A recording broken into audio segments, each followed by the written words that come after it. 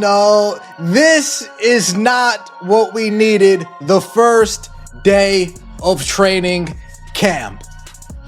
Raven Johnson snubbing Caitlin Clark on a high five. Dare I say, Raven Johnson waved her off? The Indiana Fever have barely begun their 2026 training camp, and already the focus has shifted away from basketball.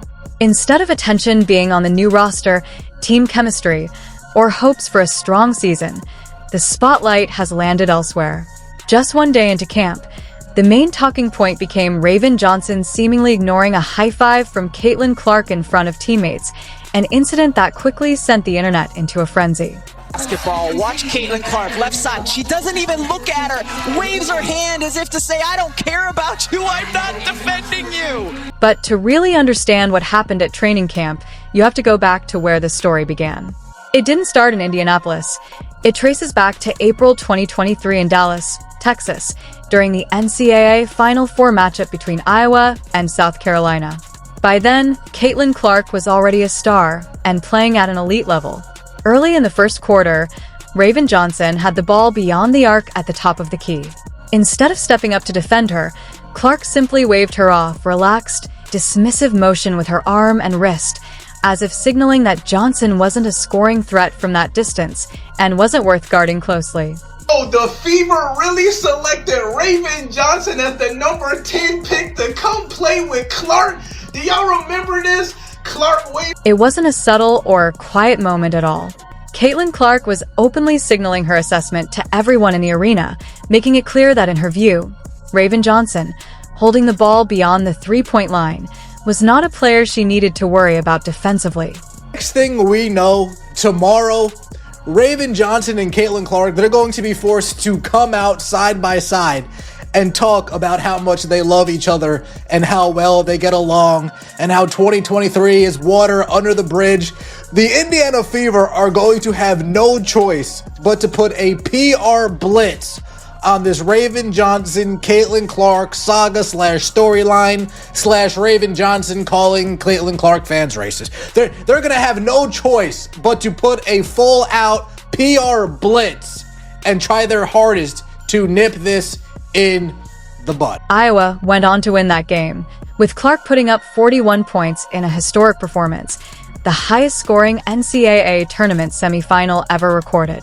As for Johnson, she was left watching from the bench while the clip of Clark's wave-off spread everywhere, replayed across highlight reels, social media, and basketball discussions for days. Reports from that time suggested the moment stuck with her, with Johnson repeatedly revisiting the footage. The clip kept resurfacing in her mind, and the feeling of being publicly dismissed lingered long after the game ended. Adversity would probably be Caitlin Clark. Look at how far Caitlin Clark is playing off of Raven Johnson. Caitlin Clark, left side. She doesn't even look at her, waves her hand as if to say, I don't care about you, I'm not defending you. That's one reason I hate the internet now. Because of that situation, like I got bashed, I got bullied, I got called all these things that I wasn't, aka like a monkey or this, I don't know, like it was just things like that. And I just think I wanted to quit basketball at that time. And I wanted to just go in this little bubble of isolation and just be by myself. The wave-off ended up becoming one of the defining visuals of that tournament run. And for Raven Johnson, it turned into something more personal, an image she carried into every workout, every practice session, and every off-season repetition that followed. Fast forward 3 years, and Johnson had clearly used that moment as motivation. Over her college career, she transformed her game, evolving from a player once dismissed as non-threatening from beyond the arc into a highly efficient shooter, hitting over 50% from three-point range in tournament play by 2024. She also played a key role in South Carolina's national championship run, including a moment in the title game where she guarded Caitlin Clark in the second quarter and helped shift the momentum of the matchup. Her development and redemption arc became one of the standout stories in college basketball, widely seen as a full turnaround built on growth and resilience. By the time the 2026 WNBA draft arrived, her reputation and draft value had risen significantly. Select Raven Johnson, South Carolina. Raven Johnson, South Carolina. I like it.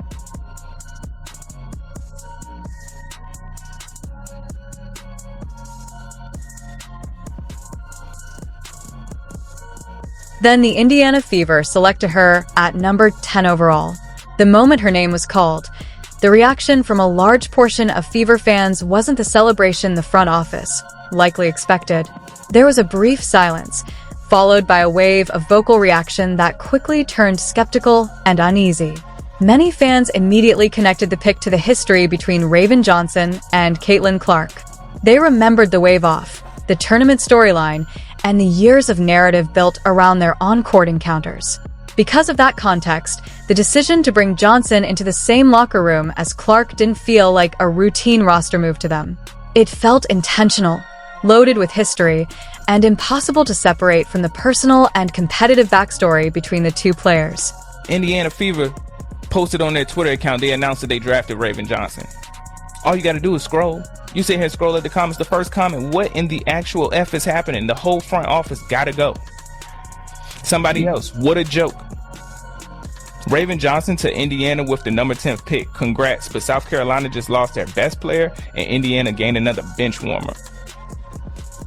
So you picked the girl that made fake racism allegations against Clark fans. This front office is dumb and you all need... The online reaction came quickly, and it wasn't positive. Fans who had followed every Iowa game, every Fever matchup, and every Caitlin Clark highlight cycle reacted with confusion and frustration, openly questioning the decision. Why this pick? Why now? And with all the roster needs the franchise still had, why choose a player whose history with the team centerpiece already carried so much attention and baggage?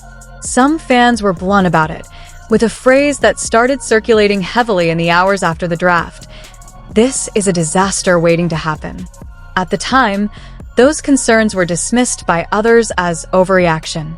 People were encouraged to be patient, to let training camp unfold, and to judge the fit based on what actually happened on the court. Johnson herself had also struck a positive tone after being drafted, expressing excitement about joining Clark as a teammate at the professional level. The message from the organization and others was simple: give it time. Training camp began, and now that time is what everyone is watching. Drama of Raven Clark deciding she's not going to high-five Caitlin Clark. And this is exactly what the Indiana Fever have brought on this season. The fact is, if you do not draft this person, I'm not making this video right now. We're not talking about this. But the fact is, all eyes are going to be on both of these players. And the Indiana Fever have nobody to blame but themselves, not the fans, not the unhappy fans that warned you the very second that you announced your pick at number 10. You're inviting drama. The Indiana Fever didn't just draft a player. They brought in a situation they could have anticipated. With the history between Raven Johnson and Caitlin Clark already well known, the front office made a controversial choice, and now that tension is spilling into training camp discussions instead of basketball strategy. What was supposed to be a fresh start is already being overshadowed by optics, interpretation, and fan backlash, putting the focus back on a decision many believe should have been handled more carefully from the start.